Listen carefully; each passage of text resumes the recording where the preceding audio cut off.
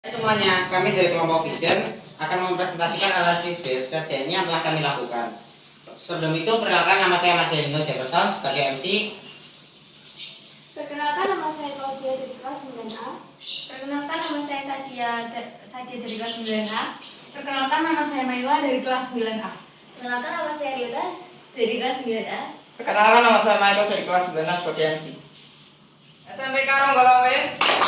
S M P K Golawe. Yes, yes, yes.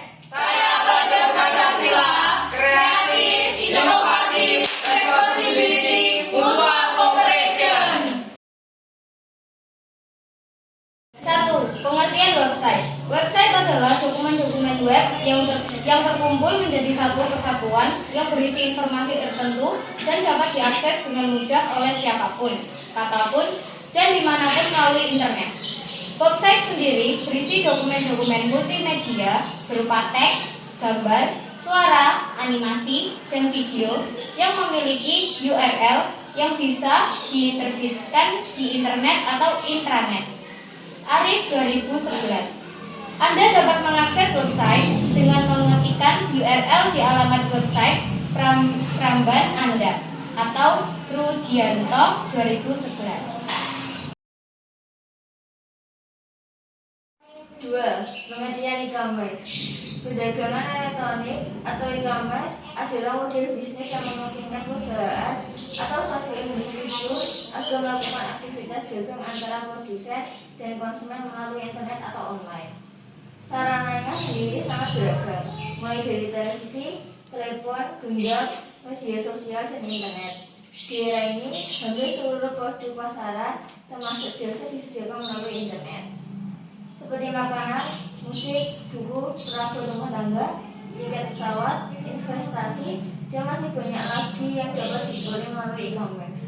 Kemajuan teknologi ini pun dianggap sebagai disrupsi ekonomi.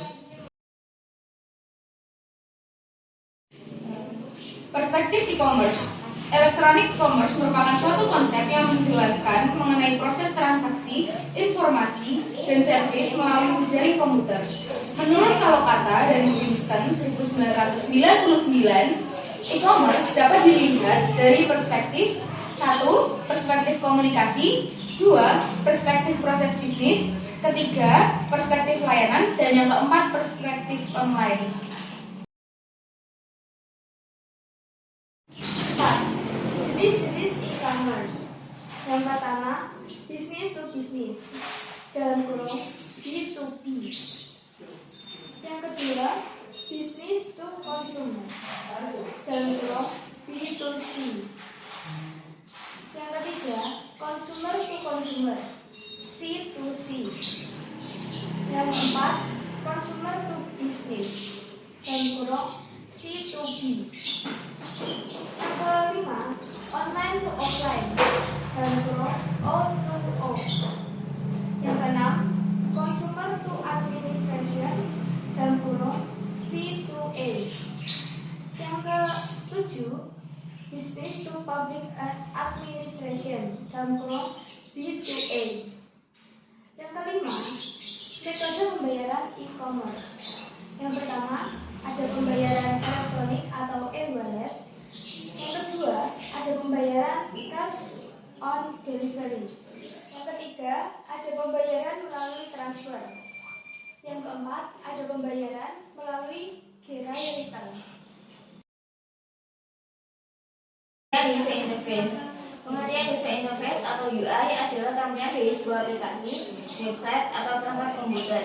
User interface merupakan jembatan penghubung komunikasi antara sistem dengan pengguna atau user. Contohnya ialah ketika Anda membuka sebuah aplikasi dengan tampilan yang menarik yang memiliki estetika pada visual website. Menurut Fedyev Nawawi tahun 2014, user interface bukan hanya sekedar bagaimana penampilan produk tersebut, atau jenis font, icon, warna, tombol, struktur halaman, ilustrasi, dan animasi, tetapi bagaimana interaksi yang tercipta antara pengguna dengan aplikasi. Prinsip user interface tak terbatas pada faktor estetika semata, tetapi juga mempertimbangkan fungsionalitasnya. Sehingga dengan kata lain, User interface merupakan penggabungan antara konsep desain visual, desain interaksi, dan arsitektur informasi. Dalam pengembangan suatu aplikasi atau sistem, UI memiliki peran penting. Maka dari itu, hal ini perlu penanganan serius. Aspek-aspek user interface. Berikut adalah aspek-aspek penting yang harus diperhatikan dalam pembuatan desain user interface menurut Smirty JDF 2011. Yang pertama, kejelasan atau clarity. Yang kedua, ringkas atau concision. Ketiga, mudah dikenali atau familiarity. Yang keempat, responsibilitas atau responsiveness. Kelima, konsistensi atau konsistensi. Yang keenam, memiliki muatan estetik atau estetik. Yang ketujuh, efisien atau efisiensi. Dan yang kedelapan, pengampunan atau forgiveness. Ada penjelasan perusahaan JNE. Perusahaan ini memiliki nama resmi yaitu PT Tiki Jalur Nugraha Eka Kurir atau JNE. Perusahaan ini merupakan suatu jasa pengiriman barang yang telah didirikan sejak tahun 1990 oleh H. Sueprapto Suparno. Jasa ini dibangun guna melayani masyarakat dalam urusan jasa kepabeaan, terutama impor, atas kiriman peka waktu melalui gudang, road rush handling. Kecepatan dan kehandalan layanan yang konsisten dan bertanggung jawab membuat kredibilitas JNE semakin tinggi di mata pelanggan maupun mitra kerja. JNE mengedepankan sumber daya manusia sekaligus teknologi sebagai bagian dari pengembangan. Dari mesin X-ray, GPS, hingga alat komunikasi satelit. Kehandalan dan komitmen JNE ini terbukti dengan diraihnya berbagai bentuk penghargaan serta sertifikasi ISO 9001 tahun 2008 atas sistem manajemen mutu. Ada visinya yaitu menjadi perusahaan logistik terdepan di negeri sendiri yang berdaya saing. Yang kedua, ada misi, yaitu misinya untuk memberi pengalaman terbaik kepada pelanggan secara konsisten. JNE website e-commerce. JNE termasuk dalam e-commerce di segi perspektif komunikasi dapat dikatakan sebagai sebuah proses pengiriman barang, layanan, informasi, sampai pembayaran melalui komputer ataupun peralatan elektronik lainnya. Dan termasuk dalam jenis e-commerce online to offline. E-commerce online to offline adalah e-commerce melalui dua saluran yaitu online dan offline. Dengan proses suatu konsumen memesan barang secara online, lalu barang tersebut akan diangkut oleh kurir secara offline dan barang tersebut akan dikirimkan ke konsumen secara langsung. Interface. Tampilan interface adalah tampilan yang pertama kali Anda lihat di device Anda setelah membuka website.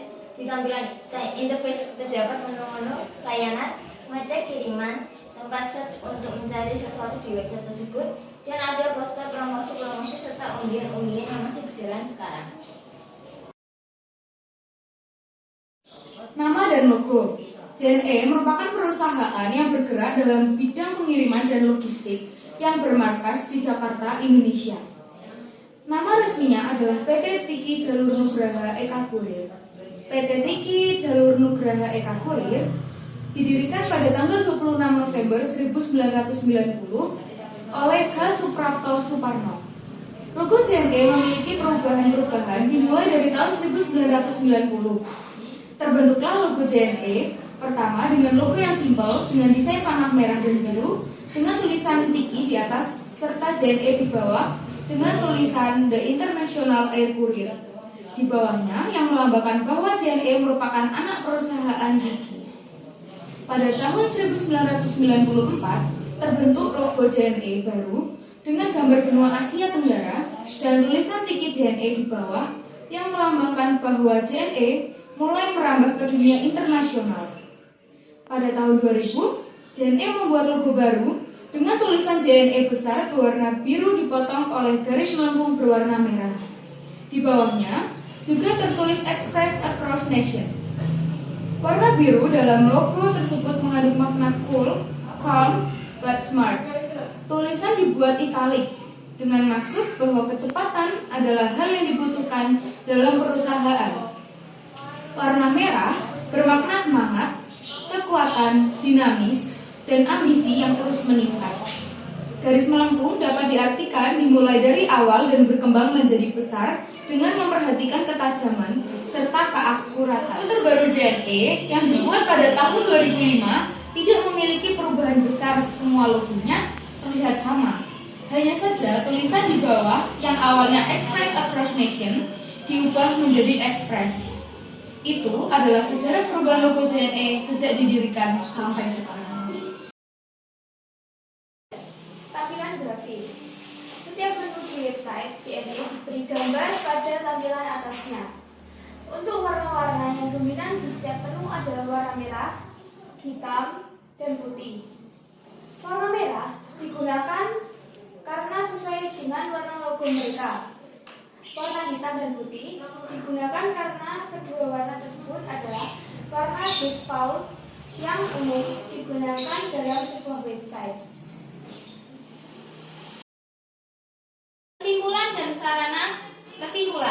Kesimpulannya, website JNE secara keseluruhan sudah bagus. Desain website sudah bagus, rapi, dan menarik. Menu konten websitenya sudah jelas dan tertata rapi. Kecepatan akses websitenya cukup cepat dan tidak ada kendala error saat mengakses. Tab menu-menu yang ada di website sudah bagus desainnya dan tidak ditemukan error. Pengalaman selama kami mengakses website JNE juga tidak menemukan sebuah error dalam sistemnya. Namun, terdapat kekurangan pada konten JNE hijau yang tidak berisi berita program JNE atau kosong. Kami berharap agar bagian tersebut segera diperbaiki.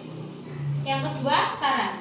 Saran kami adalah konten JNE hijau segera diisi dengan program-program agar website menjadi lengkap dan tidak kosong. Dan untuk background per menu diberi warna agar lebih menarik sehingga tidak hanya warna putih polos.